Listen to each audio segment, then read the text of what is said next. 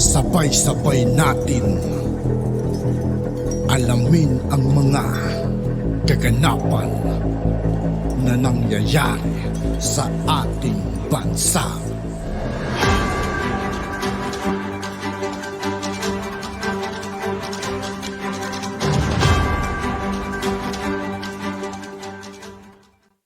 Yo, what's up mga kaibigan? This is TOO KAYE po again. Ngayon nandito ulit tayo sa channel ni Pinas News Insider. Dito ulit tayo magbibigay ng komento at reaksyon. Kaya samahan nyo guys, let's go!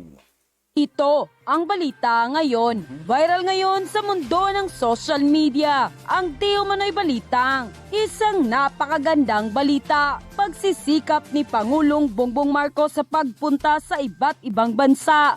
Nagbunga na.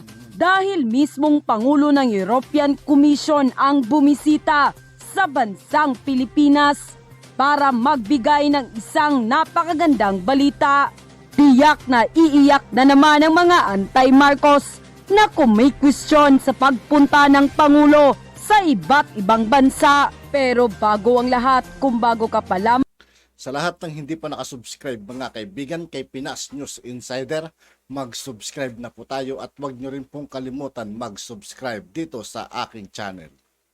sa aming channel, please huwag kalimutang mag-subscribe at i-click ang notification bell para mas maging updated ka palalo sa lahat pa ng bagong video na i-upload namin. At eto na nga mga kababayan, opisyal nga ang bumisita sa Pilipinas ang presidente ng European Commission na si Ursula von der Leyen na naglalayong palakasin ang kooperasyon hindi lamang sa kalakalan at ekonomiya kundi maging sa malawak na hanay ng larangan tulad ng maritime safety at aerospace. Ito ang kauna-unahang pagbisita ng Pangulo ng European Commission, ang executive branch ng European Union sa Pilipinas sa halos 60 taon ng diplomatikong relasyon ng dalawang bansa at nangyari nga po ito sa panahon ng Administrasyong Marcos. Ang pagbisita na ito ay naglalayon din ng pagyamanin ng kooperasyon at pakikipagtulungan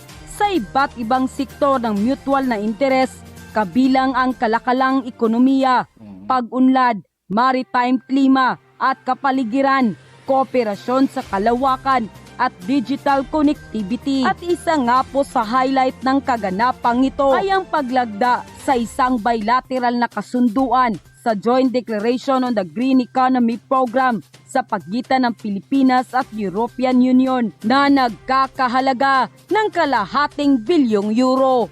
Ang pagbisita na ito ng Pangulo ng European Commission ay may malaking kahalagahan sa panibagong momentum ng Europe at Pilipinas bilateral relation dahil ito ay magmamarka ng unang opisyal na pagbisita ng isang Pangulo ng European Commission sa Pilipinas dahil ang kaganapang ito ay magbibigay ng maraming magagandang oportunidad para sa mamamayang Pilipino. Samantala, hindi naman mapigilan ng marami sa ating mga kababayan na magbigay ng kanilang hinaing at komento sa mundo ng social media. At ayon pa sa kanila, siya talagang pinupuntahan. Wow na wow Pangulong Bongbong Marcos. Inggit kayong mga dilawan. Bakit ayaw niyong tumigil ng kakabatikos? Dapat tumulong na lang kayo para umunlad ang bansa natin. Nakaka-proud ngayon lang nangyari. Bongbong Marcos sikat sa buong mundo at ang sambayanang Pilipino. Wow, another historical event again. Pati space cooperation, first in Asia, pag-uusapan nila. Nakakatuwa naman. Working right now na agad pati investors parating na rin. €500 million, pati eye in the sky. Very promising. Congratulations PBBM. Wow, ngayon lang ako nakasaksi ng ganitong mga matataas na opisyal ng iba't ibang bansa. Maliban sa mga presidente, may mga hari pang bumibisita kay PBBM. Bilib talaga ako sa kakayanan ng Marcos administration. Naway matupad lahat ng kanilang mabuting plano sa bansang Pilipinas. Mabuhay ka PBBM at Euro President. End quote.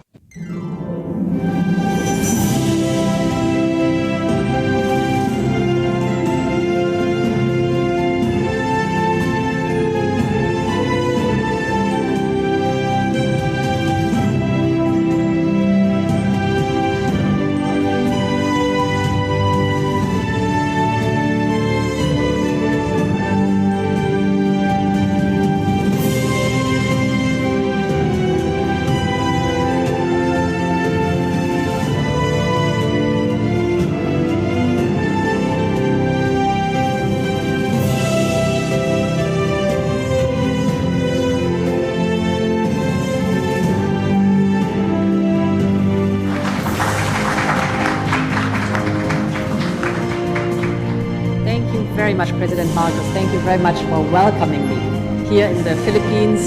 Indeed, it is the very first time that a European Union Commission President is visiting the Philippines, and this on the eve of the 60th anniversary of our diplomatic relations. And I was glad to meet you in Brussels at the end of last year for our very successful EU-ASEAN summit. Today, I'm here to accelerate a new era of cooperation between us. We share so many values and interests. We both want to work towards strengthening our democracies. We believe in the international rules-based order, and we believe in the need to promote and to defend it. So it makes sense to strengthen our ties across the board, and we discussed several ways to do so. First, by taking our trade relations to the next level. The European Union is already your fourth largest trading partner, and we are the first foreign investor, but we can do so much more. So I'm very glad that we have decided to relaunch negotiations for a free trade agreement. Our teams will get to work right now on setting the right conditions so that we can get back to the negotiations. A free trade agreement has huge potential for both of us in terms of growth and in terms of jobs. Whether it is on the European continent or here in Southeast Asia, we have all learned the hard way the cost of economic dependencies. We need to diversify our supply lines and make them resilient. And this is a lesson we have learned, and that is what we call de-risking our trade relations. An FTA is the basis for that, but it's also much more. An FTA can be a springboard for a new technology cooperation to modernize the broader economy. Second element we discussed is the fight against climate change. I welcome your ambition to put the Philippines on the path to a cleaner and greener future. We have the same ambition. Therefore, we created in the European Union Global Gateway. Global Gateway is the EU's investment plan for the world for sustainable infrastructure. We want to partner with you on this path, notably with the Team Europe initiative on the green economy that we just signed here. We will provide financing, expertise, and access to technologies to support you in the transition to a circular economy and the generation of green energy. Team Europe, that is the European Union and the member states, will contribute almost €500 million into this green initiative. The European Union is also supporting your fight against climate change and extreme weather events with its so-called eyes in the sky. This is the Copernicus satellites. We're currently setting up a so-called Copernicus data mirror site within the Philippines Space Agency. And we have just signed an agreement to boost the flow on Earth observation data between us. This is very important for early warning, for example, for extreme weather phenomena, and to improve the climate resilience. This is a first in space cooperation in Asia. My third point is on turning the Philippines into a digital hub in the region. Global Gateway will also play a crucial role here, and European companies are ready to come and invest in the Philippines. We will launch this year the digital economy package for the Philippines.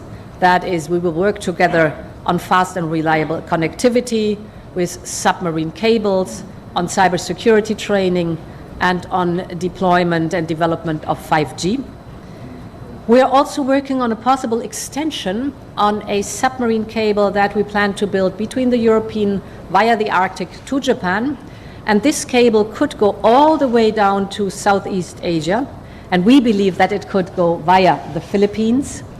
That would give you a strategic position on an infrastructure that could be instrumental both for your prosperity and national security.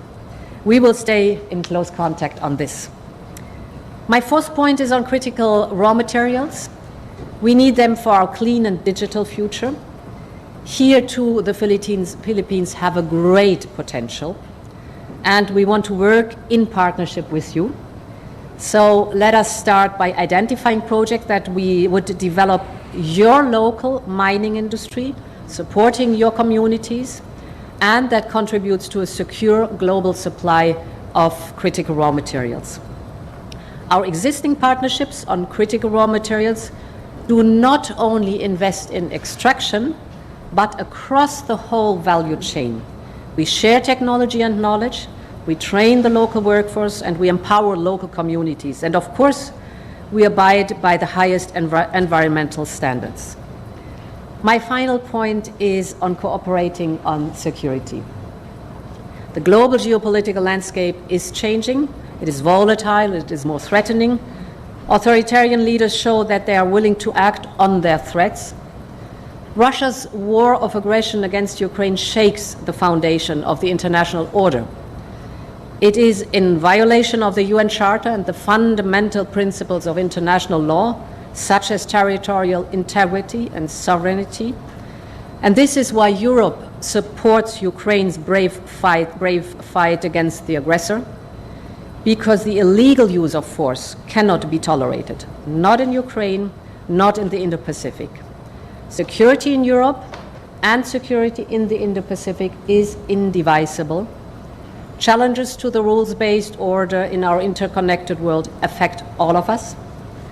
Our societies pay through higher energy bills, through higher food costs. This is why we are concerned about the rising tensions in the Indo-Pacific. The European Union has been very supportive of a free and open Indo-Pacific, because an Indo-Pacific free of the threats of coercion is key to all our stability, to our peace, and to the prosperity of our people.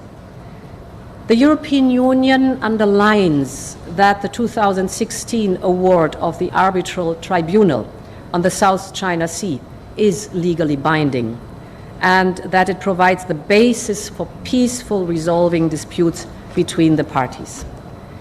We are ready to strengthen the cooperation with the Philippines on maritime security in the region by sharing information, conducting threat assessment, and building the capacity of your National Coast Watch Center and your Coast Guard. To conclude, we have a broad roadmap to bring our partnership to the next level. Let's use the great momentum we have in our relationship, and many thanks for hosting me here. Thank you.